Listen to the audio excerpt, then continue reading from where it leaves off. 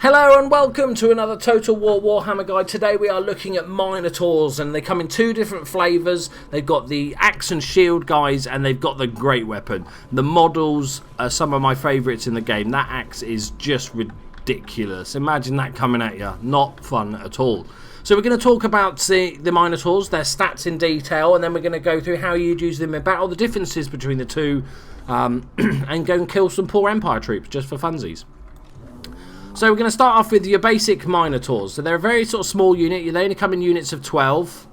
And they are shielded, meaning they've got that extra defense against arrows. They're armor piercing, so they can pretty much go after anything, really. And they've got no forest penalty, because they love wood. I've made that joke in every episode that somebody has no forest penalty. They like trees, okay? They've got 7,440 hit points, which for a unit of 12 is very, very tanky indeed. They've got 45 armor, which is okay.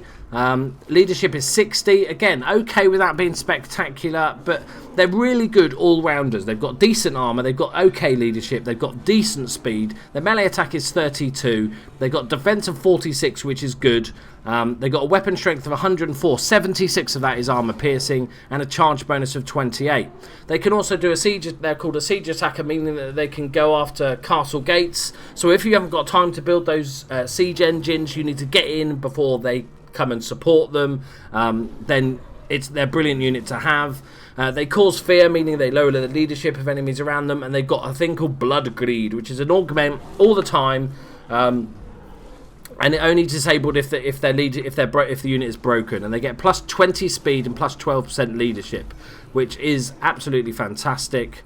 And like I said, it's only if they're broken. So absolutely, it's one of my favourite units, and I'll talk about why in a second. Let's have a look at the differences between these two guys then. So the great weapons, they're armor piercing, they're anti-large, as you'd expect. These are quite good at taking down horses and stuff. Anti-large is anything that's at least the size of a horse. They also have the no forest penalty. They have slightly less armor. Obviously, they don't carry those shields, so they've got the 10 less armor. But their leadership is 60, speed 56, melee attack of 32. Their defense is only 30. Obviously, the axe and shield is much better defensively than just carrying that fucking great thing. They have 104 weapon strength, and you can see here how the breakdown. Weapon damage 28, armor piercing damage 76, bonus versus large 24. Compared that to the other, it's 28 damage, 76 armor piercing. So it's pretty close. You just basically gives you that bonus versus large, and obviously you've got the same abilities. So first things first. Let's kill some Empire.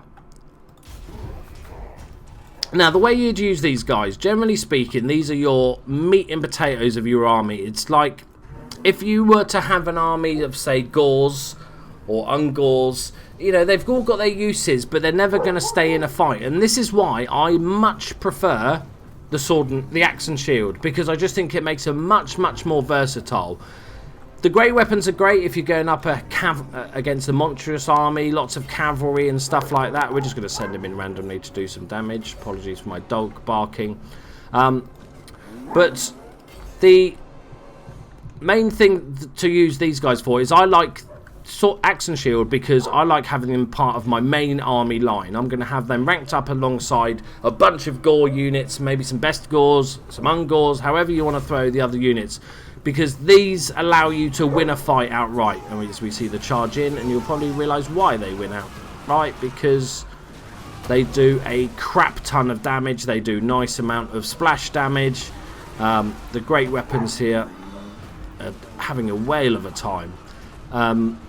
They're both superb units. Don't get me wrong, but I just think having the extra defense means that they can stay in a fight a little bit longer. Their morale is not the best, so it's important to win fights, maybe break through a unit and get onto the next one.